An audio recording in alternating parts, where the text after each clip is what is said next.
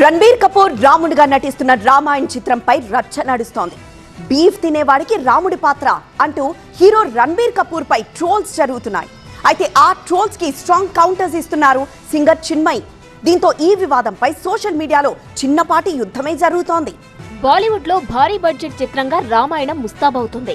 ఇప్పటికే షూటింగ్ పూర్తి చేసుకున్న ఈ చిత్రం ఫస్ట్ గ్లింప్స్ ఇటీవల విడుదలైంది. దీనికి ఆడియన్స్ నుంచి సూపర్ రెస్పాన్స్ వచ్చింది. సినిమాలో విఎఫ్ఎక్స్ వర్క్స్ అద్భుతంగా ఉన్నాయంటూ ప్రశంసలు కురిపిస్తున్నారు. ఈ రామాయణంలో రణబీర్ కపూర్ రాముడి పాత్రను పోషిస్తున్నాడు.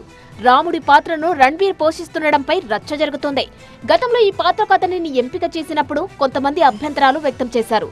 ప్రముఖ హీరోయిన్ కంగనా రనౌత్ కూడా రణబీర్ కపూర్ ఎంపికను వ్యతిరేకించింది. దీనికి కారణం Ranbir Kapoor personal life style. తనకు బీఫ్ తినడం అంటే ఇష్టమంటూ రణబీర్ కపూర్ చెబుతున్న వీడియో ఒకటి నెట్టింట బాగా వైరల్ అవుతుంది. గతంలో ఒక మీడియా సంస్థకు ఇచ్చిన ఇంటర్వ్యూలో రణబీర్ కపూర్ దీని గురించి మాట్లాడారు. తాను బీఫ్ అంటే ఇష్టంగా తింటానని రణబీర్ కపూర్ వీడియోలో చెప్పారు. రామాయణం గ్లింప్స్ రిలీజ్ నేపథ్యంలో ఈ వీడియో ఇప్పుడు మళ్లీ వైరల్ అవుతుంది. దీంతో నెటిజన్లు రణబీర్ కపూర్ పై విమర్శలకు దిగారు.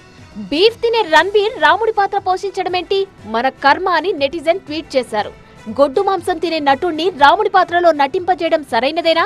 బాలీవుడ్ లో అసలేం జరుగుతోందంటూ మరికొందరు నెటిజన్లు సోషల్ మీడియా పోస్టుల్లో ప్రశ్నిస్తున్నారు. ఇదే సమయంలో చాలా మంది హీరో రణబీర్ కపూర్ కు మద్దతుగా నిలుస్తున్నారు.